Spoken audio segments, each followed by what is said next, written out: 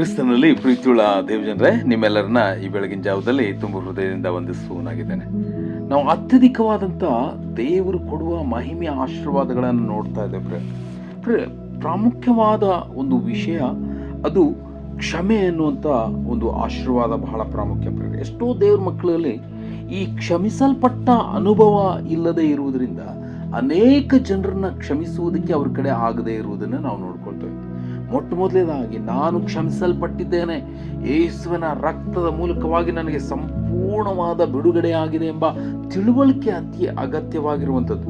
ನಾವು ಇಬ್ರಿಯರಿಗೆ ಬರೆದ ಪತ್ರಿಕೆ 8ನೇ ಅಧ್ಯಾಯದ 12ನೇ ವಚನದಲ್ಲಿ ನಾವು ನೋಡುವಾಗ, ನಾನು ಅವರ ದುಷ್ಕೃತ್ಯಗಳ ವಿಷಯವಾಗಿ ಕ್ಷಮೆಯುಳ್ಳವನಾಗಿರ್ತೇನೆ, ಅವರ ಪಾಪಗಳನ್ನು ನನ್ನ ನೆನಪಿಗೆ ಎಂದಿಗೂ ತರುವುದಿಲ್ಲ. ಕರ್ತನೆ ನೇರವಾಗಿ ಹೇಳುವುದನ್ನು ನಾವು ನೋಡ್ಕೊತೇವೆ. ಎಷ್ಟೋ ದೇವ್ರ ಮಕ್ಕಳಿಗೆ ನಾನು ಕ್ಷಮಿಸಲ್ಪಟ್ಟಿದ್ದೇನೆಂಬ ಅನುಭವ ಇಲ್ಲದೆ ಇರುವುದನ್ನು ನಾವು ನೋಡ್ಕೊಳ್ತೇವೆ.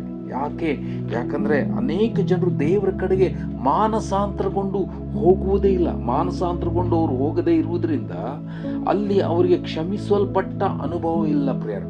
ಅಲ್ಲಿ ಯೆಶಾಯ 55ನೇ ಅಧ್ಯಾಯದ 7ನೇ ವಚನದ ಬಿ ಪಾರ್ಟ್ನಲ್ಲಿ ನಾವು ನೋಡ್ಕೋತೇವೆ, ದೇವರ ಕಡೆಗೆ ಮಾನಸಾಂತರಗೊಂಡು ಬರಲಿ, ಆತನು ಅವನನ್ನ ಕರುಣಿಸಿ ಅವನು ನಮ್ಮ ದೇವರನ್ನ ಆಶ್ರಯಿಸಲಿ, ಆತನು ಮಹಾಕೃಪೆಯಿಂದ ಅವರನ್ನ ಕ್ಷಮಿಸ್ತಾರೆ ಎಂಬುದಾಗಿ ಬರೆಯಲ್ಪಟ್ಟಿದೆ.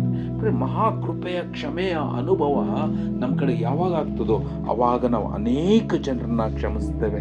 ನಮ್ಮ ಮುಂದೆ ಬರುವಂಥ ಅನೇಕ ತಪ್ಪಾದಂಥ ಜನರು, ಅನೇಕ ನಮಗೆ ದ್ರೋಹ ಮಾಡಿದಂಥ, ನಮಗೆ ಕಲ್ಲು ಹೊಡೆದ ಯೇಸುವನ್ನ ನೋಡ್ರಿ. ಯೇಸು ಕ್ಷಮಿಸುವವರಾಗಿದ್ರು. ತಂದೆಯವ್ರನ್ನ ಕ್ಷಮಿಸು, ಅವರಿಗೆ ಮಳೆ ಹೊಡೆಯುವಾಗ, ಅವರಿಗೆ ಕಲ್ಲು ಹೊಡೆಯುವಾಗ, ಅವರಿಗೆ ಉಗುಳುವಾಗ, ಅವರಿಗೆ ಅನೇಕ ಬಾಧೆಗಳನ್ನು ಕೊಡುವಾಗ ತಂದೆಯವ್ರನ್ನ ಕ್ಷಮಿಸು, ಅವ್ರು ಏನು ಮಾಡ್ತಾರೋ ಗೊತ್ತಿಲ್ಲ ಎಂಬ ಒಂದು ಅನುಭವದ ಮಾತನ್ನ ಯೇಸು ಹೇಳಿದ್ರು. ನಾವು ನಮ್ಮ ಮುಂದೆ ತಪ್ಪು ಮಾಡಿದವ್ರನ್ನ 7-70 ಸರ್ತಿ ಕ್ಷಮಿಸುವಂತ ಒಂದು ಗುಣ ಯಾವಾಗ ಬರ್ತದೆ ನಮ್ಮ ಕಡೆ? ಯಾವಾಗಂದ್ರೆ ನಾವು ಕ್ಷಮಿಸಲ್ಪಟ್ಟ ಅನುಭವ ನಮ್ಮ ಕಡೆ ಇರುವಾಗಲೇ ಮಾತ್ರ ಎಂಬುದಾಗಿ ನಾವು ನೋಡ್ಕೊಳ್ತೇವೆ. ಒಂದು ವೇಳೆ ನೀನು ಪರರ ತಪ್ಪುಗಳನ್ನು ಕ್ಷಮಿಸದೆ ಹೋದರೆ ನನ್ನ ಸಮೀಪಕ್ಕೆ ಬರಬೇಡ ಎಂಬುದಾಗಿ ಯೇಸು ಮತ್ತಾಯನ ಬರೆಸುವಾರ್ತೆ 5ನೇ ಅಧ್ಯಾಯದ 23ನೇ ವಚನದಲ್ಲಿ ನೇರವಾಗಿ ಹೇಳಿದರು. ಮತ್ತು ನಾವು ಮತ್ತೊಬ್ಬರ ತಪ್ಪುಗಳನ್ನು ಕ್ಷಮಿಸದೇ ಇದ್ರೆ ನಮ್ಮ ತಪ್ಪುಗಳು ಸಹ ಕ್ಷಮಿಸಲ್ಪಡುವುದೇ ಇಲ್ಲ ಎಂಬುದಾಗಿ ಮತ್ತಾಯನ ಬರೆಸುವಾರ್ತೆ 6ನೇ ಅಧ್ಯಾಯದ 12ನೇ ವಚನದಲ್ಲಿಯೂ 14ನೇ ವಚನದಲ್ಲಿ ಯೇಸು ನೇರವಾಗಿ ಹೇಳಿರುವುದನ್ನು ನಾವು ನೋಡ್ಕೊತೇವೆ.